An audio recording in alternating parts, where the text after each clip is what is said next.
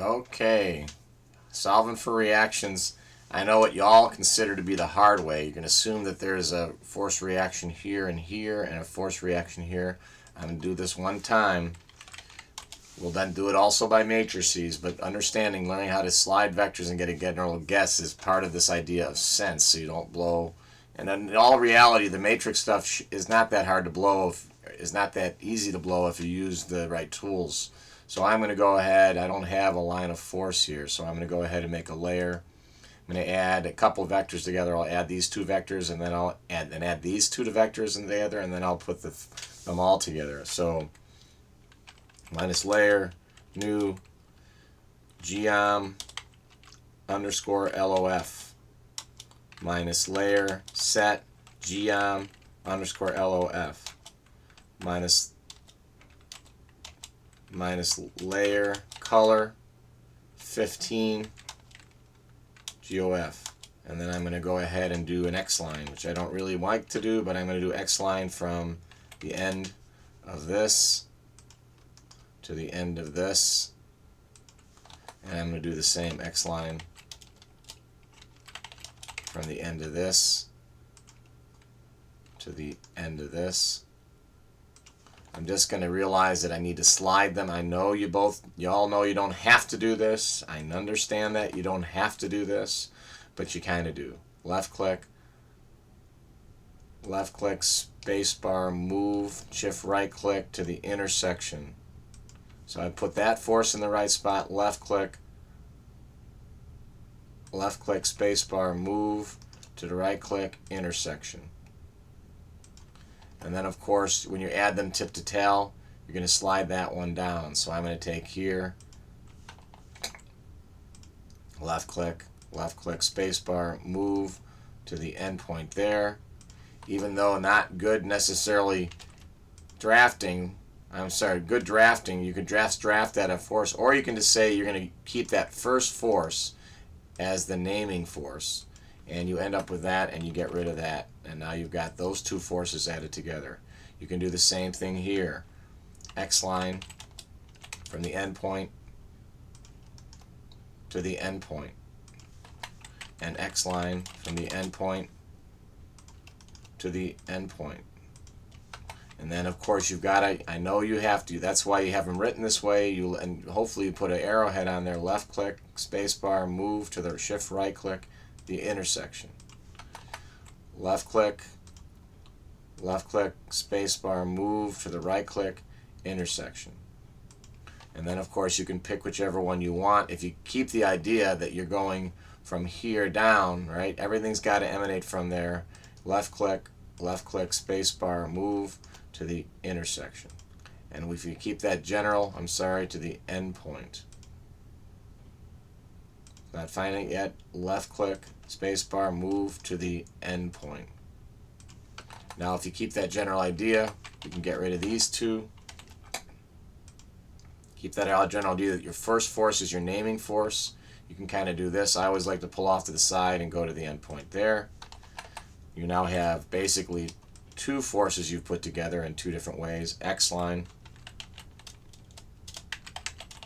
from the endpoint here to the endpoint there. Mathematically, those are just two lines. You should be able to do this algebraically. Every now and then, take yourself back to some of the basic stuff. I didn't do that correct. The basic stuff of mathematics. This is basically two lines, and two lines are going to intersect. This is going to explode on me in a second here, so not good. Running out of space on my computer. Some of you might want to start thinking about cleaning out your H drives a little bit, getting some stuff backed up. So it doesn't happen during crunch time, but that may be what's happening here with me. So I don't know if I'm going to go ahead and stop that. So you remember the last two steps of this. All right, I'm going to go over here. It's not liking anything I'm doing. The last two steps of this is then to take this and get the forces added up together, and then write a sum of the moments about one place and the other. If you think about these, that force is going to be sliding more towards the center. I am going to stop this, put it out, and just kind of talk through the rest and get you an answer. It's because my computer, there it is. We'll keep this going a second. So clean out your H drives a little bit, get stuff backed up. So this doesn't happen to you. I'll try and I can finish out our X line from the end point here to the end point there, right to that intersection. Obviously, remember you got to drag things. I know you don't have to, but it's probably a great idea to first drag everything. Left click, spacebar, move to the intersection. Take everything out there to start, and then shift the next one. And I'm going to take this, left click, spacebar, move to the intersection. And then again, I'm going to keep the first force as my naming force, I guess. So I'm going to left click, spacebar. It might be not a bad idea to keep the second one as your naming force, because you can work your way up. But that said, your final resultant of the applied forces, which is what's keyed into the problem that this kind of that we're looking at, which is the reactions, is there. And then realistically, it makes a lot of sense to do this X line from the end point there. Whoa, X line from the end point there to the end point there.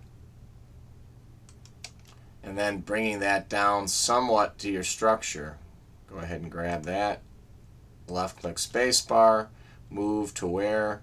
To the intersection of that. Now, of course, this is not where the forces are applied. The forces were applied where they thought they were applied. At this point, you can now use your basic comparison of circles. And so if you look at this magnitude here, I'm going to list that. That magnitude is 11.3556. Now I can do a perpendicular line. I'm just going to do the circle, however. Circle from the end point here.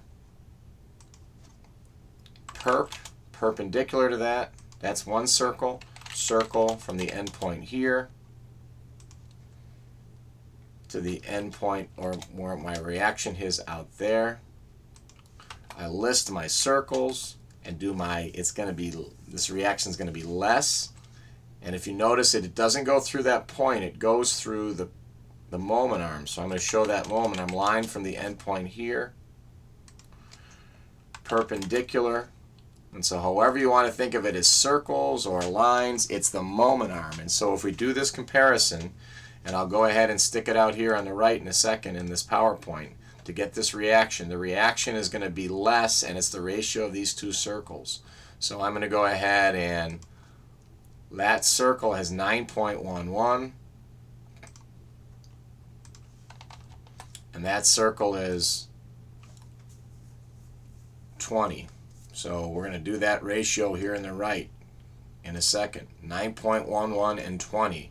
And then we're going to multiply it by the magnitude of that resultant. And it's less. So here's how we do that, right? Take out our pen. We decide that it's less. Go over here, hopefully. Go to our review. Start inking again. This is just a sheet of paper so this is 9.11 and 20, and it's less. And it's multiplied by what? Well, that one I think should work. It's multiplied. We don't have a magnitude on it, so we got to list it. That force is, in fact, 11.36.